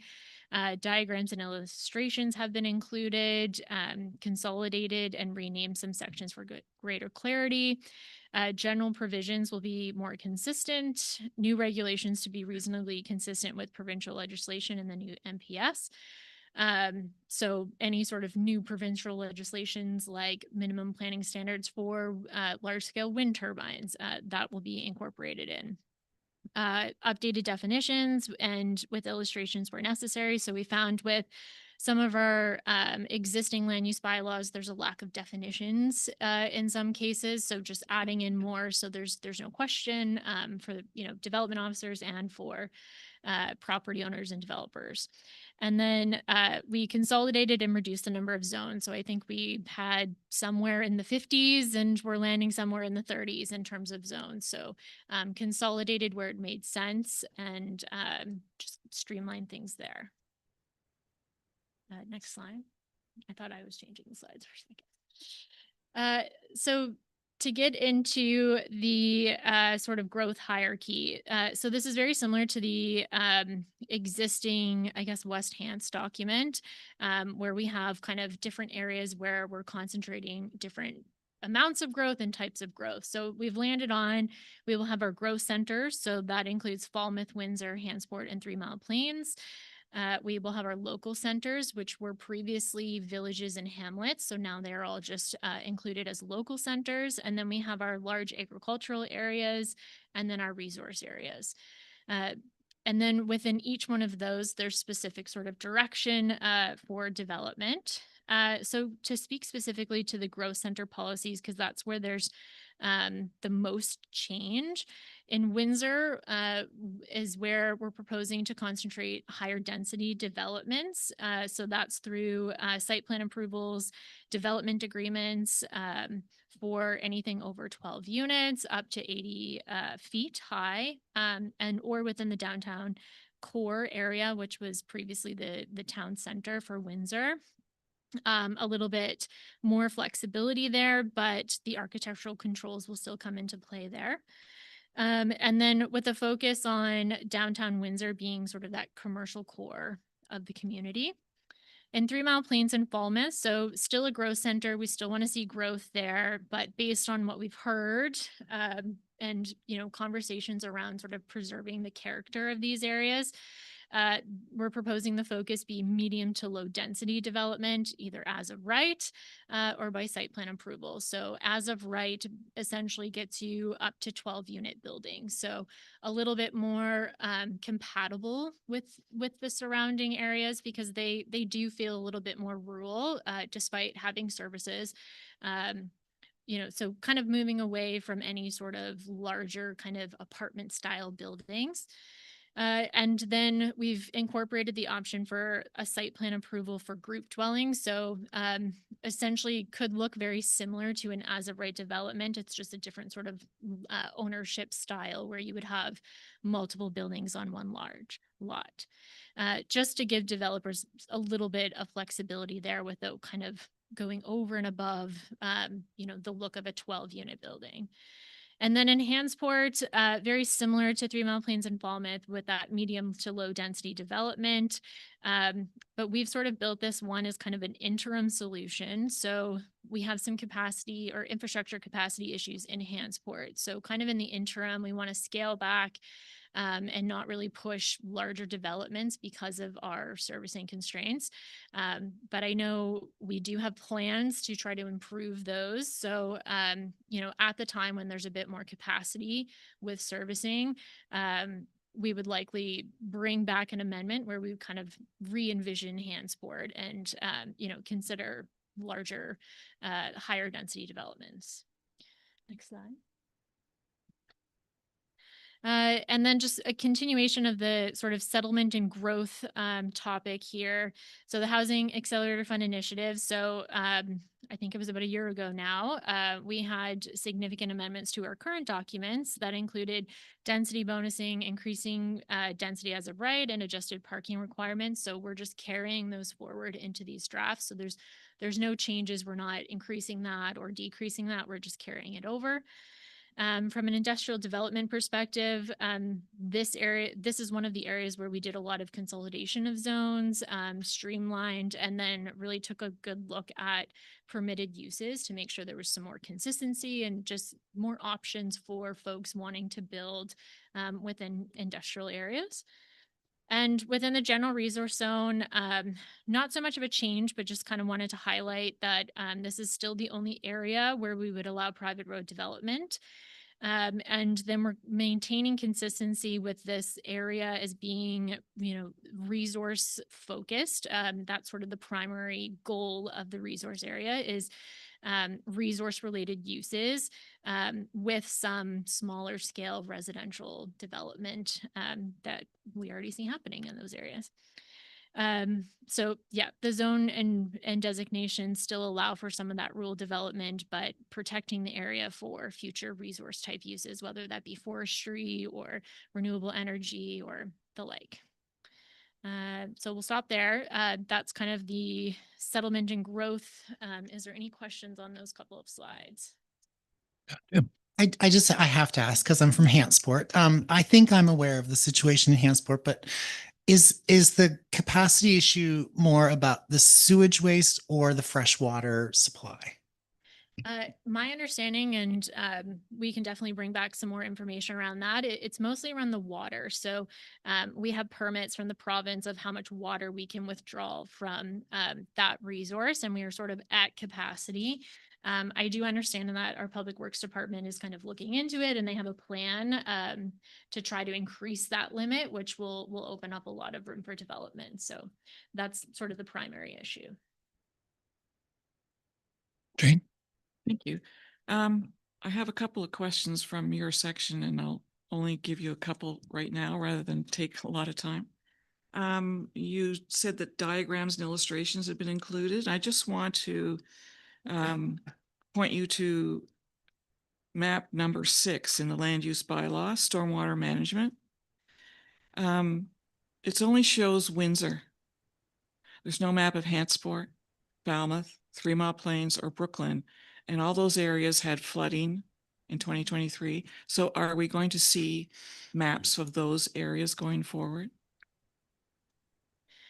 So if I don't have the map in front of me, but if I remember correctly, map number 6, we identified an area of concern in downtown Windsor because it's the last remaining area, I believe, where there's combined sewer and stormwater. So there's a major stormwater management issue there. So that area was identified until future capital improvements can be made to sort of separate the two systems and improve the stormwater situation there.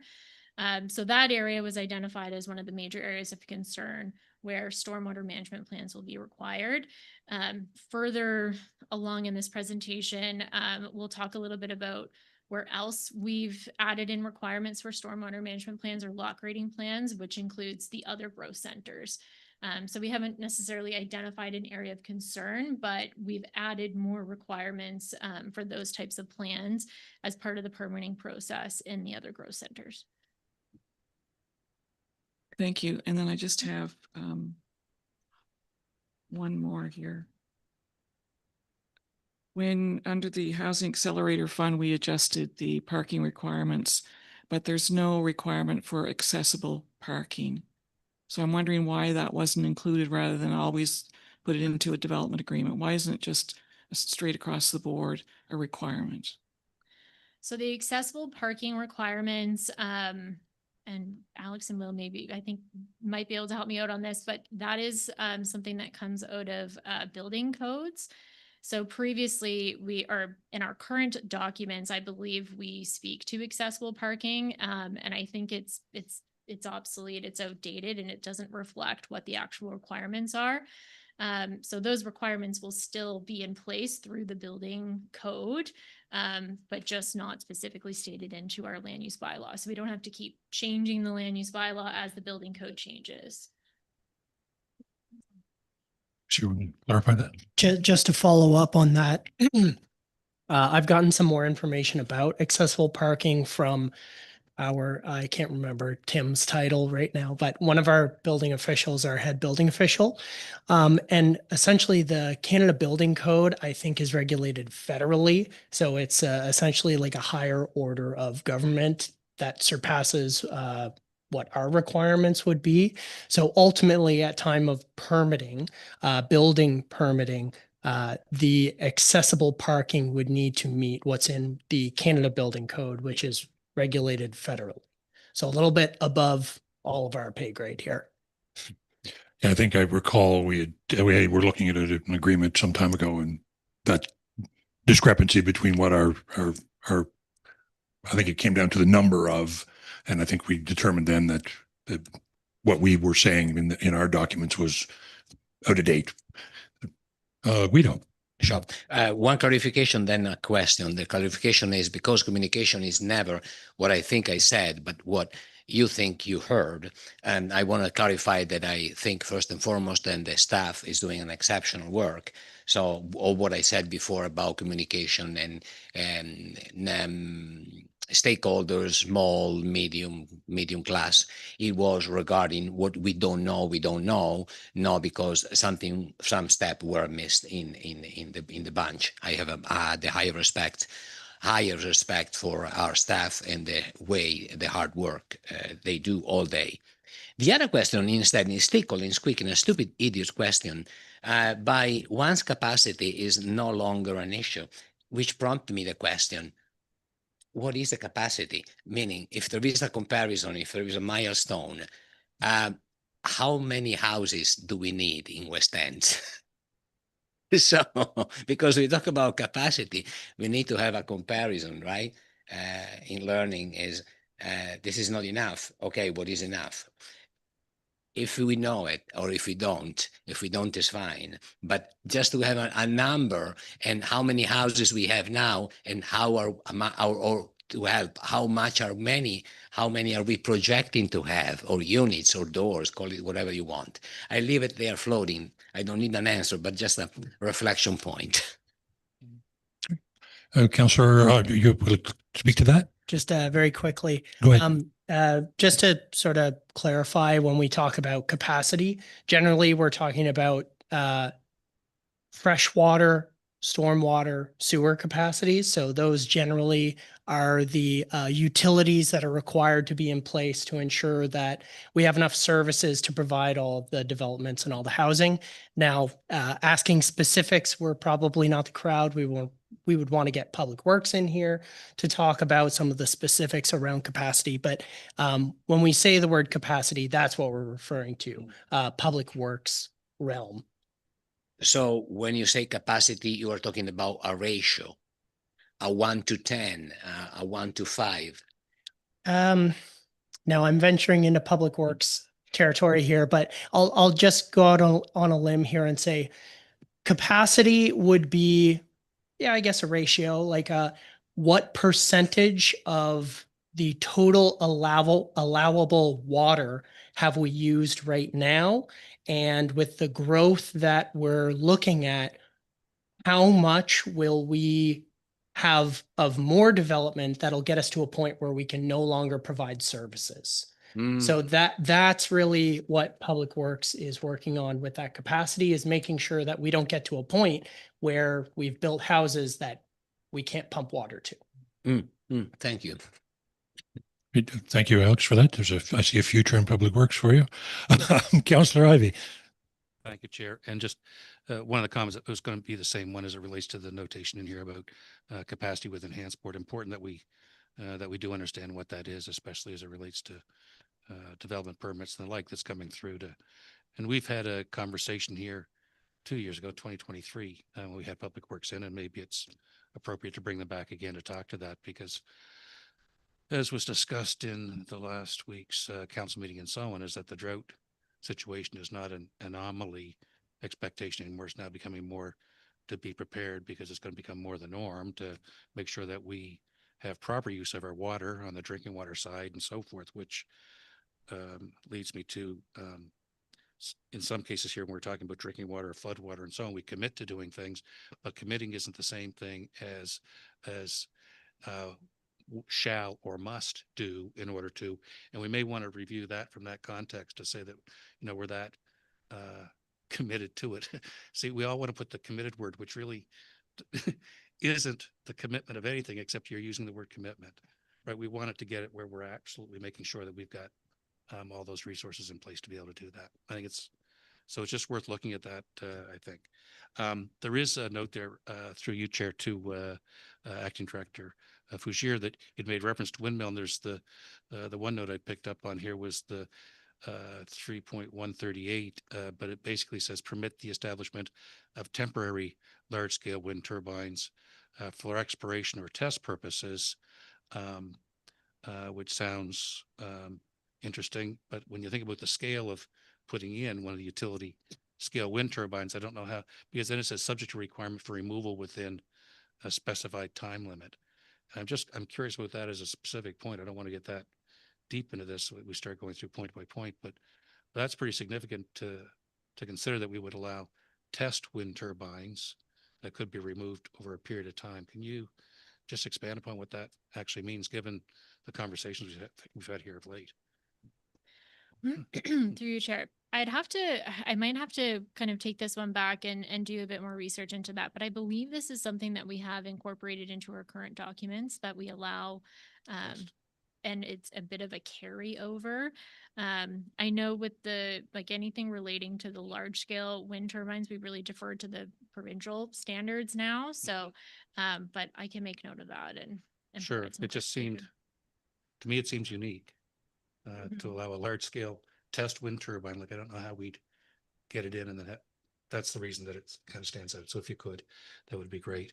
And then the one other comment that I'll make, as you touched on, looking at the uses, whether it's town centers or commercial center now, I think is the phrasing and the like. And it was more around the resource side, and again, related to the discussions that we've had here on wind turbines and where we locate them or the areas that we permit them. And I think it's important because we talk here about, and I understand fully the importance of us utilizing pre-existing infrastructure, not spreading yourselves too far and too wide, because you can't have potable water through a pipe system throughout the entire, like none of that would really be real. But we do see where the residential development that's occurred within the resource area is significant and growing, and it became part of the appeal and the hearing, the discussion about what's taking place out there. And economically, it would be really curious to see how the volume of homes that are establishing themselves there, that as to what is the better economic option and choice. And it's not to say that you wouldn't have both. It may be that we get more specific with where we're permitting the large scale wind turbines, that they're not sitting directly overhead where we've got the residential development, which is naturally going to take place around the lakes more than anything else. And so I don't want to turn this into a bigger comment than what it is, but I struggle a bit with the deference to purely it being for resource purposes and the subjugation or the deprecation of the residential development in the area. And in fact, it looks to me in the quick math that I've run that it can be equally as appealing financially with a lower cost to the municipality. People in that area have to have their own water and their own sewer. Those are costs that we don't have to incur to take care of for them. They have their own private roads that they have to take care of, that we don't have to, except for when they want us to plow roads or take care of garbage collection, which is not to be ignored, but it's, that becomes a different part of the formula to figure that out. So that's the one area where I'm looking for wiggle words on how we might address that. But for what it's worth, open any comment that you may have on that. But that's kind of the rules I see. Councillor, you responding to Councillor Ivey, or? If that's all right. And then that way we can keep that question open and closed. Any point, let me know when I've talked too much tonight. But I'll just I'll just start off just for a little clarification around the windmill testing that the councillor had mentioned earlier. So that is a rather standard policy, like Carrie had said, that we are bringing over from the old documents. And when you imagine these, they usually call them testing pylons or something like that. It's not nearly the scale of the finished product. So we're not looking at something that's very, very, very tall. We're talking about something more like a power pole, maybe 2 put together with maybe some guy wires off of it. So not necessarily to the same scale, which is why you see a little bit more relaxed policy around it, because it's not as significant as a development, and it's not it's a temporary development. So it's not planned to stay there. And I had, I just wanted to add, I guess this would be a sort of general point, but just I'll use the opportunity here around the residential development in resource areas. Certainly, the planning department is operating off of sort of best practices. However, if PAC or council wants to make a recommendation or a decision in a different way or ask for an amendment, that's certainly something that we as the planning department can accommodate. So I guess that's a general message to the committee or to council as well, is that if you want to see something changed, throw it into a motion and we'll see what we can do. Great. Thank you for that. Mark? Yeah, I have 2 questions. One was the residential development in the resource area. So I was happy to hear Jim bring that up and some of the comments on that. But I do want to make one comment on that. And the residential development in the resource area, one thing that has come to light since this recent event with the wind farms that are popping up, I just want to mentioned that residential development is a permitted use in a resource zone. Wind farms was not. And I do think the bylaws need to focus on and protect permitted uses above things that need development agreements and are non-permitted uses in the resource zone. So I know we kind of lump windmills in as a resource because it's wind, and but I mean there's very clearly listed what the was mining and forestry in the resource zone. But anyway, I just want to mention that about the residential development, and that really should be something that should be protected, promoted. I mean, it's growing fast in our area. And anyway, I'm not going to get stuck on that. But my other question is, did we cover agriculture? I got lost my place. Are we going to go into agriculture, or was it kind of summarized here in the previous bullets we just went through? We have another slide for that. Okay, I'll wait to see that. I felt like I missed it and I was going to ask a question, but if it's coming up, I'll wait for it. Thanks. Great, thank you. Councillor Larry Pinch. Thank you. I could do some word dancing, but rather than waste our time doing that, when we look at the language that we're putting into this new plan about like protecting view planes for Fort Edward, because that's important, because it's part of the culture of is there a way to put some language into areas like resource development where there is a maximum amount of permitted industrial type material such as a wind farm? Because at what point do you have enough turbines in a resource area where there's residential dwellings, and then where's their view plane? Do you know what I mean? Those are obstructing their view plane. So is there a way to have language that we are looking when we are considering about how much of a certain industry is in a particular area? And it doesn't just have to apply to turbines, but obviously that's my most pertinent and what I hear most frequently from my residents. And I have a second question, but I'll let you respond to that one.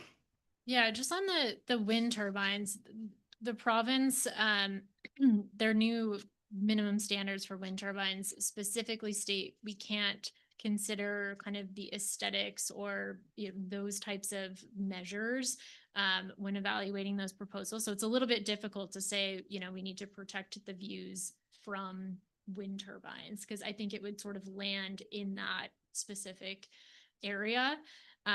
So the province would probably take issue with some policy around that. In terms of, sorry, I'm just trying to remember the rest of your question. So in terms of just all industrial development and kind of sort of managing it within the resource zones, currently we have one zone that's specifically for kind of the resource areas where it's, I think it's resource industrial or something to that effect, which is a little bit more limited types of permitted uses than what you might see maybe in kind of a business park environment. And there's pretty stringent requirements and enabling criteria within the documents, which is also in the current documents on how you can get to those land use zones or how you can do a development agreement for that. So that sort of by way restricts industrial type uses within those general resource areas, and just trying to maintain that the primary focus is resource. So. I appreciate that. It is frustrating because for those who live in town, they can have their view planes protected, but those rural residents are not afforded the same opportunity for their land and their cultural and way of life. I know it's a provincial thing. I just have to say it so that it is heard. My second question is, I didn't see anything about secondary egress for subdivisions. Not just private developments, but for subdivisions in general, because I mean, we have our pretty close neighbor that gives us a good example for what occurs when wildfire risk is elevated. And as we have more droughts, that risk just goes up, up, up. And so I'm just curious if there's anything in there requiring a secondary egress for those types of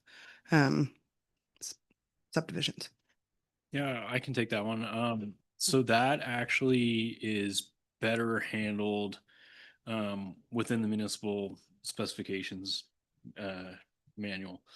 So they have, when we look at the road network, even as early as the concept plan that we talked about, there's a standard length at which point there has to be a turnaround or secondary egress.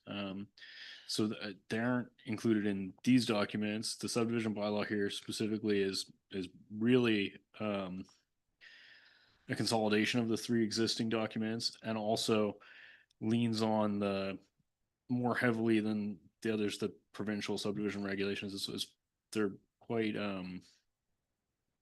comprehensive. So it's really very similar to the provincial. And then it's up to our public works department to identify at which point that secondary egress is needed.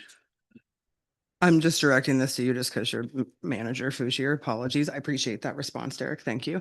Is there a way to change that? Like if council made a motion that that was a requirement to have secondary egress, because suggesting via length of road, I mean, I have 4 examples already that are huge lengths of road that do not have secondary egress, which is the developments that were permitted privately, just in my district. I don't know about other developments outside of, and then we run into future issues, which, you know, then development, you know, resident owners who live in those developments are saying, how do I get a secondary egress? Why didn't it have to be put in by the developer? And it is, when you're looking from a safety perspective, it's a risk that you can't even, there's no way that you can talk your way out of it. It exists and it's high.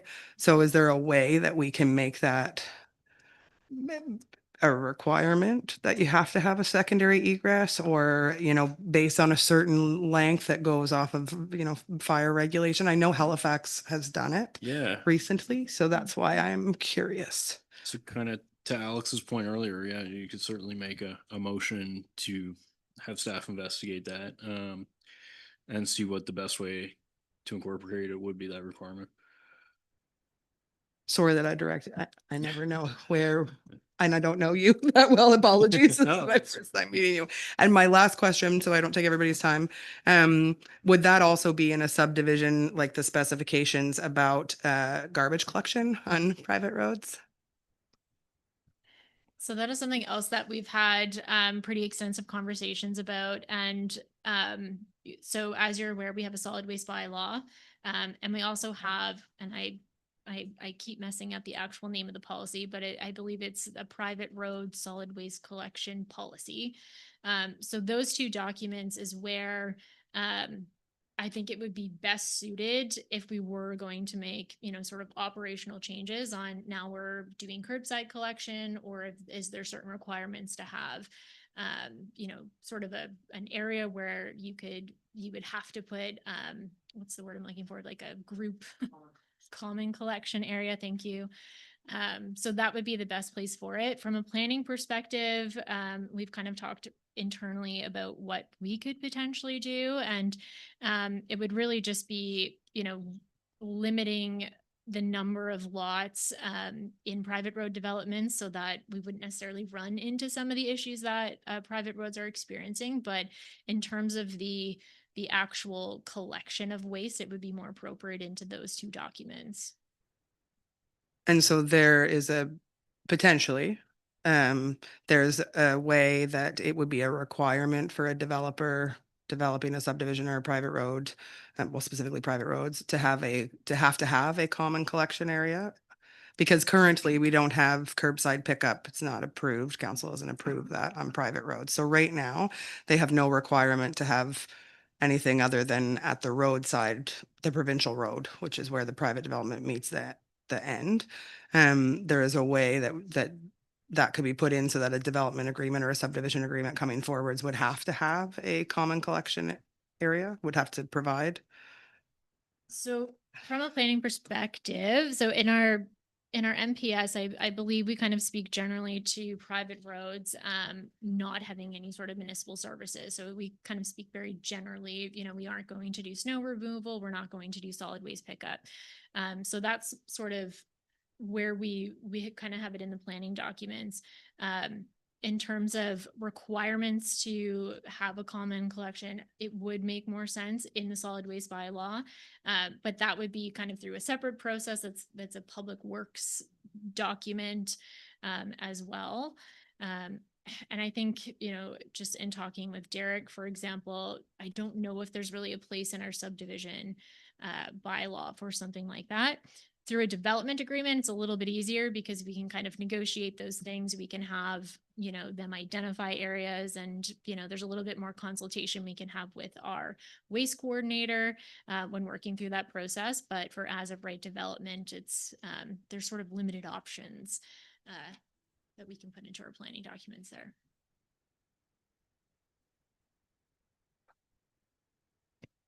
Guido. My wife asked me, when are you coming back home tonight? I said late. And but I am enjoying the process enormously. Probably that's why we are a good fit here. I think we are flexing our intelligences to do the best. I want to piggyback on what Jim said, talking about decentralization. And I am not piggybacking by putting anything new. I just found the concept of decentralization that he mentioned interesting, and decentralizing resources. And instead of going, if I got it right, I might get it completely wrong.